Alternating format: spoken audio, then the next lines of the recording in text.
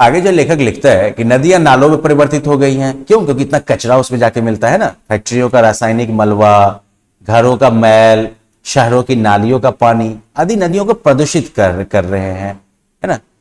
तो जल को जीवन कहा जाता है, लेकिन मानव ने अपने स्वार्थ सिद्धि के लिए पेयजल को भी संकटग्रस्त कर दिया है। भूमिगत जल की अत्यधिक उपयोगिता ने इस संकट को और भी बढ़ा दिया है। अब यहां पर क्या कह रहा है लेखक कि अब नदियां नालों में परिवर्तित हो गई है। क्यों? क्योंकि हमने जो है नदियों में इतना जो है कचरा फेंकना शुरू कर दिया है। फैक्ट्रियों से जो केमिकल वगैरह सब वेस्टेज निकलता है, वो घर का जो हमारा कचरा सब होता है, वो शहर की नालियों का जो पानी है, सब किधर जा रहे हैं? नदियों में ही जा रहे हैं ना। तो इस तरह से नदियां भी जो है नालों की तरह ही प्रदूषित हो गई है। जल को जो है जीवन कहा जाता है, आपने लिखा भी देखा होगा, जल ही जीवन होगा।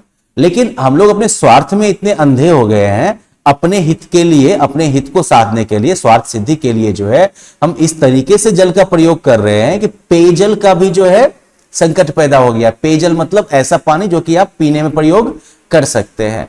एक जमाना था जबकि नदी वगैरह का, तालाब वगैरह का पानी भी लोग पीने में प्रयोग करते थे, लेकिन अब जब नदी में आप इस तरीके से रासायनिक कचरा वगैरह सब डालिएगा, शहर की नालियों को जो है नदी में निकाल दीजिएगा, तो पानी इतना प्रदूषित हो जाएगा कि वो पानी तो प्रयोग में आने लायक नहीं रहेगा। दूसरी तरफ हम लोग जो है तब क्या करते हैं, तो जो अंडरग्राउंड पानी है, भूमिगत पानी, उसका प्रयोग करते हैं। अंडरग्राउंड पानी क्या है? जो जमीन के नीचे जो पानी है, जिसे आप हैंडपंप से निकालते हैं, जिसे आप बोरवेल से निकालते हैं, जिसे कि आप सबमर्सिबल जो होते हैं उनसे निकालते हैं, मोटर लगा लगा के। तो ये जो है आपके अंडरग्राउंड वाटर हो गए।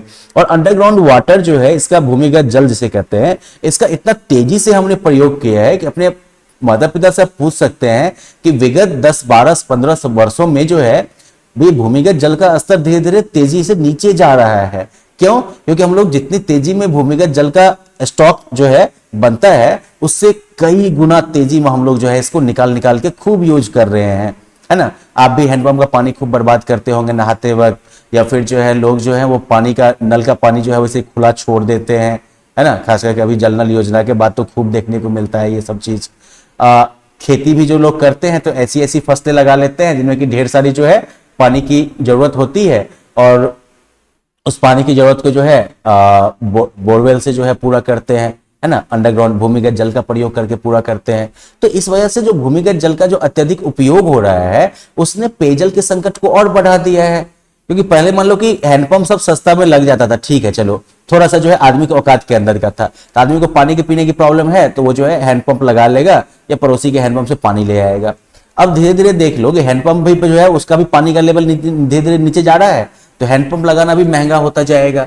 अंडरग्राउंड पानी जो है वो भी प्रदूषित हो गया है केमिकल वगैरह सब की वजह से, जो पेस्टिसाइड सबके साथ जो है मिट्टी के नीचे चला जाता है, तो उसकी वजह से उसका पानी भी पीने लायक नहीं रहा। अब लोगों को क्या करना पड़ता है? खरीद के पानी पीना पड़ता है। कितनी परेशानी हो गई। तो ये तो हो गई जल की बात।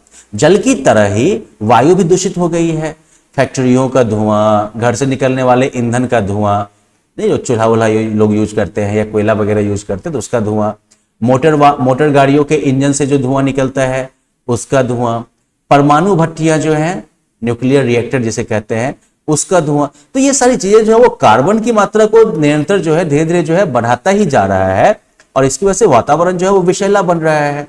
अब ये विषैली गैसें मनुष्य के शरीर में पहुंचकर हानि पहुंचाती हैं, नुकसान पहुंचाती हैं। वायु प्रदूषण ने सांस संबंधी जो रोग है, जैसे कि अस्थमा हो गया, फेफड़े का कैंसर हो गया, ऐसे अनेक रोगों को उत्पन्न कर दिया है। और जिस तरह से जंगलों की अंधाधुंध कटाई हो रही है, तो वनों की अंधाधुंध कटाई ने विषैली गैसों के संकट को और गहरा दिया है। मतलब कि विषैली गैसों, क्योंकि जंगल जो है, पेड़ पौधे जो है वो वातावरण को साफ करते हैं, हवा को साफ करते हैं। अब जब आप जंगल को ही काट देंगे तो हवा को साफ होने का भी मौका नहीं मिला, तो हवा का फिल्टर भी खत्म हो गया ना। आज देखो कि मौसम अनिश्चित हो गया है। कभी अनावृष्टि मतलब कि बारिश की कमी जो है वो अकाल ले आती है, तो कभी अतिवृष्टि यानी कि बहुत ज्यादा बारिश जो है वो बाढ़ की स्थिति ले आती है। सर्दी, गर्मी, वर्षा का जो एक साइकिल बना हुआ था वो टूट रहा है। जब देखोगे वर्षा का नहीं चांस है तब बारिश हो गई है, जब बारिश होने वाला टाइम होगा तब देखोगे बारिश ही नहीं हो रही है। उल्टा हो गया है सब कुछ। साथ साथ जो हम लोग जो केमिकल फर्टिलाइजर का, रासायनिक जो खाद सब हम लोग यूज करते हैं, कीटनाशक सब यूज करते हैं, उसकी वजह से भूमि दूषित हो गई है और भूमि भी जहरीली हो गई है। अब जब ये रासायनिक उर्वरक और कीटनाशक सब का यूज करके जब आप फल सब्जी सब उगाइएगा, तो ये फल सब्जी भी विषाक्त हो जाएंगे। ये भी जहरीले हो जाएंगे, नुकसान पहुंचाएंगे।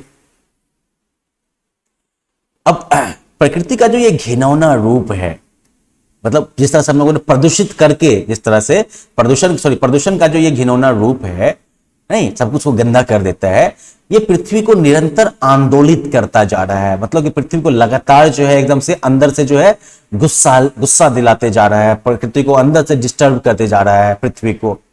कभी संगीत की ध्वनि पक्षियों का कलरव, आनंद और मधुरता के साथ ही शांति को भी प्रस्तुत करता था, लेकिन आज गाड़ियों, मोबाइल, रेडियो, टीवी आदि के शोर ने ध्वनि प्रदूषण का स्तर बढ़ा दिया है। अब लेखक जो है ध्वनि प्रदूषण की बात करता है कि पहले चाहे संगीत की आवाज हो या पक्षियों का कलरव हो, पक्षी जो चहचहाते हैं, ये सब जो है आनंद और मधुरता के साथ साथ जो है शांति लाते थे, है ना। लोग संगीत जो है शांति के लिए सुनता था। लेकिन आज क्या होता है, बढ़िया गाना है, लाउड स्पीकर पर लगा के भमिया दिया पकड़ के, है ना, गाड़ी में जो है ढूम ढूम करके जोर से बजा दिया, सुन के लगता है कि कान जैसे एकदम से चन्न रह जाता है ना, आदमी परेशान हो जाता है। गाना अच्छा है, सही बात है, लेकिन जब आप उसको इतना चेंचे करके जोर से बजा देते हैं तो लोगों का आराम हराम हो जाता है भैया, पब्लिक जो है परेशान हो जाती है। यही ध्वनि प्रदूषण को बढ़ाता है। मंदिरों, गुरुद्वारों वगैरह में जो है लाउड स्पीकर चलाकर, मान लो कि गाए जाने वाले भजन हो या सड़क किनारे सामान आदि बेचने वाले, या फिर निरंतर जो है काम करने फैक्ट्री वगैरह में जो काम होता है उसकी आवाजें, इन सब की वजह से जो है बहुत तरह की प्रॉब्लम जो है वो होने लगी है। जितने भी धर्म स्थान है, मंदिर हो, गुरुद्वारे हो, मस्जिद हो, सब जगह जो है आपके घर पे ही कोई जो है धार्मिक कार्यक्रम हो, सब तरफ देखिएगा कि जो लाउड स्पीकर वगैरह का जो प्रयोग है वो काफी ज्यादा होता है। और इसकी वजह से जो है कहीं ना कहीं जो है लोगों की नींद खराब होती है, चिड़चिड़ापन आने लगता है, लोगों में तनाव जो है वो उसकी अभिवृद्धि होती है, मतलब उसमें जो है बढ़ोतरी होती है। श्रवण संबंधी बीमारियां, मतलब कि सुनने संबंधी बीमारियां जो है, बहरापन जो है वो सब आने लगता है। तो ये सब जो है बड़ी समस्याएं हैं कि नहीं।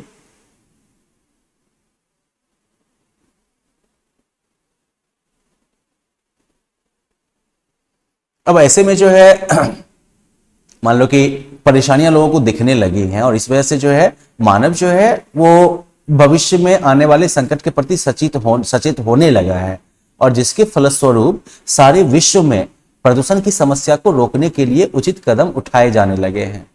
5 जून की तिथि जो है वो पर्यावरण दिवस के रूप में मनाई जाती है। मतलब जैसे कि लोगों में जो है पर्यावरण के बारे में जो है जागरूकता फैले, वो जो है पर्यावरण के प्रति जो है सजग हो जाए। औद्योगिक क्षेत्र में किसी भी उद्योग को लाइसेंस देने से पहले पर्यावरण विशेषज्ञों की स्वीकृति लेनी पड़ती है। जो एनवायरमेंटलिस्ट जो हैं उनसे जो है उनको परमिशन लेना पड़ता है, ठीक है। वो ये देख के परमिशन देंगे कि हाँ भाई इस उद्योग से जो है पर्यावरण को अत्यधिक नुकसान नहीं पहुंचेगा। साथ ही साथ जो है धुएं और जितने भी अन्य प्रदूषण के निष्कादन की समुचित व्यवस्था, मतलब धुआं और बाकी जो प्रदूषण वाले चीजें हैं उनके निकास का, उनको निकाल के खत्म करने का जो है समुचित व्यवस्था जो है वो अनिवार्य कर दिया गया है।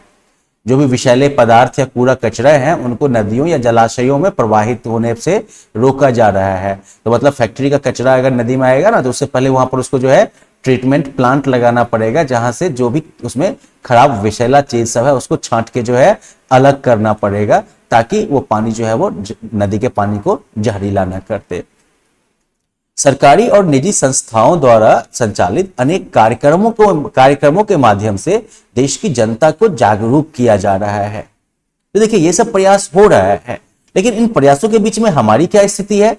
तो देखो हम आज भी जो है हम प्रदूषण के प्रति सचेत नहीं हुए हैं और निरंतर प्रदूषण के स्तर को बढ़ाते जा रहे हैं। अपने आसपास के माहौल को देख लेना, जिस तरह से हम लोग जो है जीते हैं उनमें देख लेना कि कहीं हम प्रदूषण को बढ़ा रहे हैं कि नहीं बढ़ा रहे हैं। आप भी जज कर सकते हैं, है ना। यदि हम प्रदूषण की रोकथाम करना चाहते हैं तो सबसे उत्तम वृक्षारोपण की विधि अपनानी होगी, क्योंकि वृक्षारोपण मतलब पेड़ रोपने की विधि, क्योंकि जितनी अधिक संख्या में वन होंगे उतनी ही जल्दी हम प्रदूषण की समस्या से जूझ पाएंगे, खास करके जो है वायु प्रदूषण से। क्योंकि कहा भी गया है कि वृक्ष जो है वो प्रदूषण विनाशक होते हैं, मतलब प्रदूषण का नाश करते हैं। अब पर्यावरण को विकृत व दूषित करने के लिए, मतलब पर्यावरण को नुकसान पहुंचाने के लिए, पर्यावरण को गंदा करने के लिए हम मानव ही उत्तरदायी हैं, हम ही जवाबदेह हैं, क्योंकि हमने ही ऐसा किया है। और इसलिए जो है हमें ही इस समस्या को दूर करने के उपाय सोचने होंगे। तो क्या सब उपाय करिएगा, जैसे कि जो भी प्रकृति के लिए हानिकारक चीजें हैं उनका उपयोग बंद करना होगा, जैसे कि पॉलीथीन या प्लास्टिक का उपयोग। फिर जो जल, हवा, धरती, आकाश, इनकी स्वच्छता को बनाए रखना होगा। ये हम सबका कर्तव्य है कि हम जो है भावी पीढ़ी को, मतलब आने वाली पीढ़ियों को, आप लोगों की पीढ़ी को, आपके बाद आने वाले की पीढ़ियों को जो है, पीढ़ी मतलब जनरेशन है ना, जैसे आपके पापा हुए, उनके बाद जो है आप लोग हुए बच्चे, तो आप क्या हो गए, आप अगली पीढ़ी हो गए। आपके बाद फिर जो अगले बच्चे होंगे वो अगली पीढ़ी हो जाएंगे। तो हमारा कर्तव्य है हम सबका कि हम जो है आने वाली पीढ़ी को स्वच्छ पर्यावरण प्रदान कर ईश्वर की रचना को और अधिक सुंदर बनाए। ईश्वर की कौन सी रचना, इस प्रकृति को, इस धरती को। तो चलिए, ये इस निबंध का अंत हो गया। अब जो है आप जो नए शब्द वाले हैं, इन नए शब्दों को जो है आप पढ़िएगा और साथ साथ श्रुतलेख का अभ्यास जो है इसे पूरा करिएगा, और जो प्रश्नोत्तर का जो हिस्सा है इसे पूरा करिएगा आप। ठीक है, आगे हम लोग जो है फिर अब व्याकरण की चर्चा के लिए मिलेंगे अगली बार। Bye bye.